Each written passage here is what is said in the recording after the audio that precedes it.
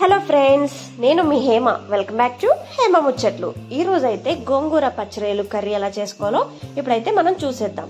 ముందుగా తెచ్చిపెట్టుకున్న గోంగూరని ఒక 2 టైమ్స్ అయితే వాష్ చేసుకొని పక్కన పెట్టుకోవాలి.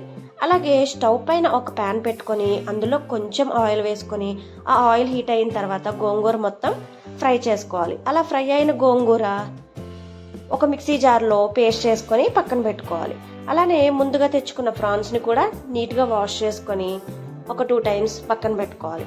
అలానే ఒక ప్యాన్ పెట్టుకొని అందులో కొంచెం ఆయిల్ వేసుకొని క్లీన్ చేసి పెట్టుకున్న ప్రాన్స్ మొత్తం వేసుకొని అలాగే కొంచెం పసుపు అలానే కొంచెం ఉప్పు ఆ 2 వేసుకొని వాటర్ వస్తాయి. వాటర్ మొత్తం దగ్గరకు వచ్చేంత వరకు ప్రాన్స్ అనేవి మనం ఫ్రై చేసుకోవాలి.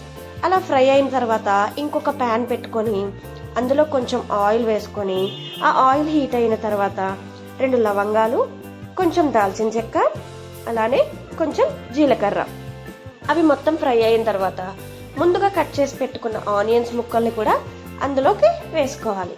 అలానే కొద్దిగా ఉప్పు కల్లు, అలానే కొంచెం కరివేపాకు వేసుకోవడం వల్ల టేస్ట్ అనేది చాలా బాగుంటుంది కర్రీ.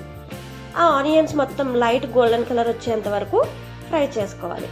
అలా ఫ్రై అయిన తర్వాత అల్లం వెల్లుల్లి పేస్ట్, 3 నుంచి 4 పచ్చిమిరపకాయలు, అలాగే టేస్ట్కి తగ్గట్టుగా కారం అవన్నీ వేసుకొని ఫ్రై అవ్వేలాగా ఒక 2 టైమ్స్ అయితే ఫ్రై చేసుకున్న తర్వాత ముందుగా పేస్ట్ చేసి పెట్టుకున్న గోంగూరను కూడా అందులో వేసుకొని ముందుగా ఫ్రై చేసి పెట్టుకున్న ప్రాన్స్ని కూడా అందులో వేసుకొని ఒక 5 to 10 మినిట్స్ అయితే ఫ్రై అవ్విన తర్వాత వాటర్ అయితే యాడ్ చేసుకోవాలి. అలా వాటర్ యాడ్ చేసుకున్న తర్వాత వాటర్ దగ్గరకు వచ్చేంత వరకు మనం కర్రీని అయితే ఉడకపెట్టుకోవాలి.